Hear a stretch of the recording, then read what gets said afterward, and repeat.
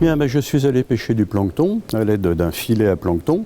Donc l'eau pénètre évidemment par l'embouchure, l'eau ressort par les mailles du filet et ce qui est plus grand que les mailles reste dans le filet et va aller se concentrer dans une petite bouteille que je vais récupérer avec donc ce qu'il y a dedans. Et l'eau, avec le plancton déjà très concentré, je vais la verser dans un système où il y a un tamis. Vous voyez là le tamis, qui va permettre à nouveau de concentrer, ce qui fait que ce que nous allons avoir à l'écran, c'est du plancton, mais qui est hyper concentré par rapport à ce qu'il y aurait en eau de mer. Si on prenait une goutte d'eau, puisque là j'ai posé une goutte sur une lame sur le microscope, si on prenait une goutte d'eau de mer, la probabilité qu'on voit quelque chose est quasiment nulle. Et là, par contre, ayant vraiment concentré, ça permet de voir un certain nombre, là vous voyez, des animaux, des copépodes en l'occurrence, et puis des microalgues. Donc on va essayer de regarder un peu plus précisément ce qu'il y a, mais bon, dans la mesure où effectivement les copépodes nagent bien, ça déplace la préparation. Ce que vous voyez ici, là, ce sont des microalgues qui sont des diatomées. Alors cette espèce-là est une espèce originaire du Japon. Quand, suite aux maladies des huîtres, on a introduit des huîtres japonaises, eh bien sur les coquilles des huîtres, bien évidemment, il y avait tout un tas de choses, notamment ces algues qui se sont très très bien développées en Bretagne et puis sur les côtes anglaises. Donc maintenant, elles font vraiment partie du paysage planctonique, elles sont là, installées. Bon, elles ne posent pas de problèmes environnementaux, hein. On parle beaucoup des espèces exotiques envahissantes qui peuvent créer des dommages par rapport à des espèces autochtones. Là, pour l'instant, on n'a pas encore repéré ces effets éventuellement négatifs. Donc c'est des populations qui se sont installées et qui vont servir de nourriture d'ailleurs donc aux copépodes. Voilà, vous avez donc ces petits crustacés qui sont des copépodes qui vivent toute leur vie dans le plancton, alors que dans le plancton on a aussi des organismes dont les phases adultes sont éventuellement fixées sur les rochers ou même sur des coquilles d'autres animaux.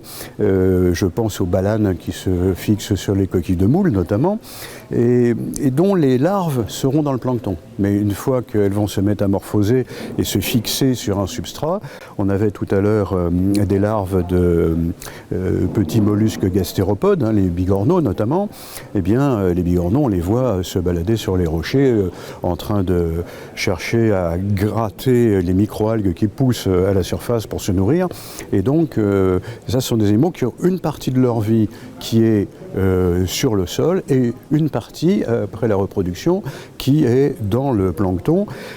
La définition de plancton, c'est des organismes vivants, animaux ou végétaux, qui vivent dans l'eau, eau douce ou eau de mer, et qui ne peuvent pas lutter contre le courant. Donc ils sont entraînés, ils sont dans une masse d'eau, ils sont entraînés.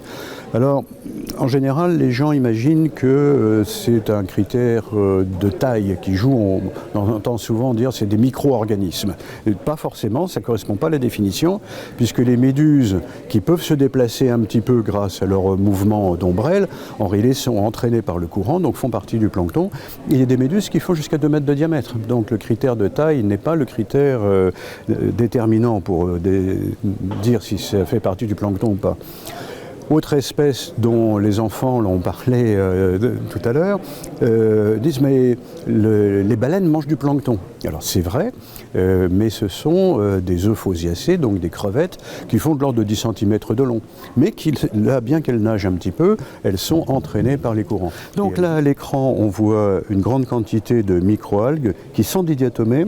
Les diatomées sont tout à fait étonnantes parce que ce sont des microalgues qui sont capables de synthétiser à leur périphérie une espèce de capsule. Donc la matière vivante va être à l'intérieur d'une capsule en verre. Donc quand nous on essaye de fabriquer du verre, on prend de la silice, du sable, et puis on chauffe à plus de 1400 degrés pour avoir le verre qui va couler, être à l'état liquide et qu'on peut façonner. Et là, ces microalgues sont capables, à température ambiante, de faire ces capsules, ce qui est évidemment très surprenant, mais qui évidemment suscite de la recherche, parce que si on était capable de comprendre le mécanisme et de le dupliquer, on pourrait faire des économies d'énergie absolument considérables, mais on en est loin malheureusement. Là vous avez, c'est intéressant, c'est pas très fréquent, c'est une larve de bryozoaires. Alors les bryozoaires sont ces petits organismes coloniaux qui tapissent, j'allais dire, un certain nombre de substrats, y compris les algues. Vous avez sur les laminaires, assez souvent, on voit un espèce de dépôt blanchâtre, mais bien organisé. Eh bien, ce sont des bryozoaires qui sont les loges des bryozoaires qui sont les uns à côté des autres. Et donc, vous voyez la larve. Alors, c'est un animal donc, qui sera fixé à l'état adulte et qui va avoir un système de logette qui peut s'ouvrir et avec ce qu'on appelle un lophophore qui permet de capturer du plancton. Et vous voyez qu'à l'état larvaire, eh bien, on va avoir une dispersion qui fait que même si les adultes qui vont émettre les gamètes sont à un endroit bien déterminé, eh bien, on va avoir une colonisation d'autres endroits grâce à la dispersion donc par le plancton, parce que le plancton étant entraîné par les courants, eh bien, les larves vont vivre dans le plancton pendant un certain temps et puis vont ensuite se fixer quelque part et donc se développer. Et on va avoir des colonies. Donc voilà, une larve de bryozoaire, triangulaire. On n'en a pas beaucoup, donc c'est une chance de l'avoir eu à l'écran. Ce que vous voyez qui est quand même assez majoritaire, c'est quand même cette algue qui est une algue, une diatomée, et qui est originaire du Japon, mais très bien implantée maintenant. Donc si je déplace un petit peu la préparation, j'espère qu'on va voir. Voilà, on voit très bien là ici un copépode avec ses grandes antennes. Ces antennes lui permettent de faire des mouvements un petit peu comme la brasse papillon pour se déplacer un peu. Alors je disais que le plancton est entraîné par le courant, mais dans la masse d'eau, ils peuvent se déplacer un petit peu dans la masse d'eau. Et vous voyez ces masses qui sont rouges, qui correspondent en réalité au fait que le copépode en question a mangé des algues rouges qui sont en cours de digestion.